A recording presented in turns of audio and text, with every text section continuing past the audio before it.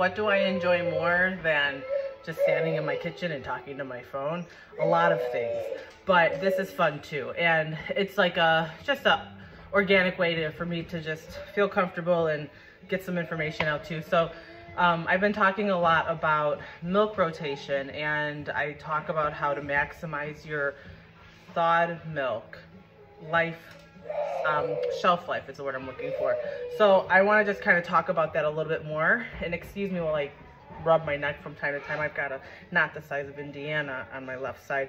So I used to rotate my breast milk for my multiples. This is like now 5 years ago, but I did it every single day. Once I realized I need to start rotating, I would do it quite regularly. And so with that said, I quickly realized that if I did my night prep before, because I had work in the morning, so I couldn't do it in the morning. It would just add way too much to my load that I already had to take care of. So I would do all my prep in the evening the night before, and I quickly realized that if I thawed all of my milk and prepped those bottles right there and then, that clock on my thawed milk started ticking immediately. And I didn't want that because I wasn't positive when the milk was going to get fed, although I suspected it would be in the 24 hours. But I love buying more time for things, especially my breast milk. So I quickly realized that, and after, reading the guidelines and everything and started putting, pieces together, until the milk is 100% thawed, liquefied, no ice crystals visible, that is when the clock starts ticking. So I'm like, I can prep my bottles. I know my babies were taking 5-ounce bottles at the time. I was storing in 5-ounce portions, which were already pre-measured prior to freezing. So I would thaw those bags just enough to get them to a slushy state, and then I would fill the bottle and I would put them in the refrigerator, and I would allow that to naturally thaw throughout the night and then into the day when they were going to get fed.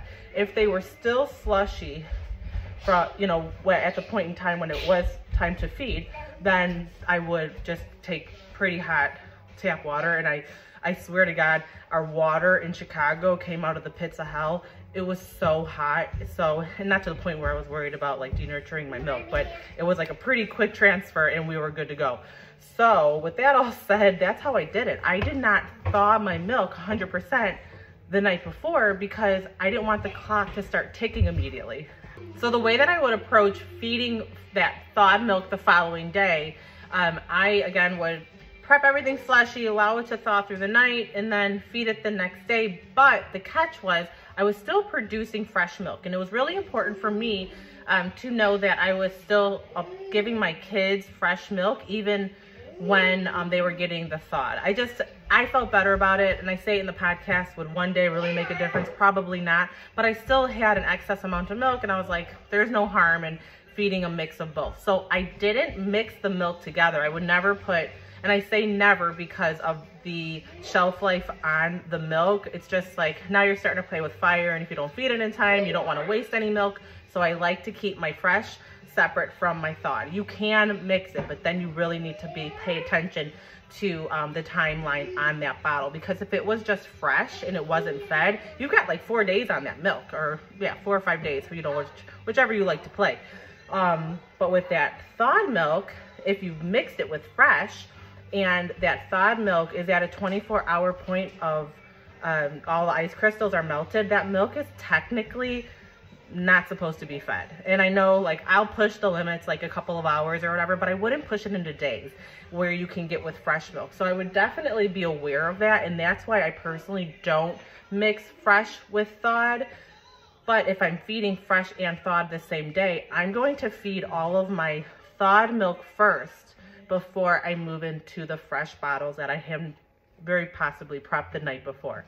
So with that, and the reason for that is because that fresh milk, if I don't get to it in that 24 hours of feeding when I thawed all of that milk, I still have several days on that fresh milk. Whereas when I prepped that thawed milk the night before, technically the clock doesn't start ticking until it's completely liquefied, but that might only give me like an extra 12 hours or so, which is fabulous, but I want to make sure that I'm getting my best bang for the buck on my milk. So I always feed my thawed first, and then I move into my fresh milk, because sometimes I would over prep the night before, or maybe the kids, you know, they just didn't hit all their meals or whatever the case may have been.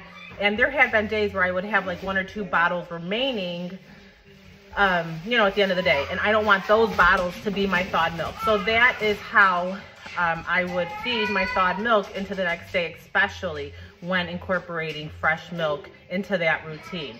And again, I'll just say it again, I don't recommend mixing fresh milk with thawed milk unless you're feeding like right now, or you know you're going to be feeding in a couple of hours, because heaven forbid that milk falls to the wayside and then you're like, well crap, now I can't use this milk because I'm past the expiration of the thawed milk, but I'm still in the green for the fresh milk. You're all or nothing. So that's my recommendation on that, and that is my quick chit chat.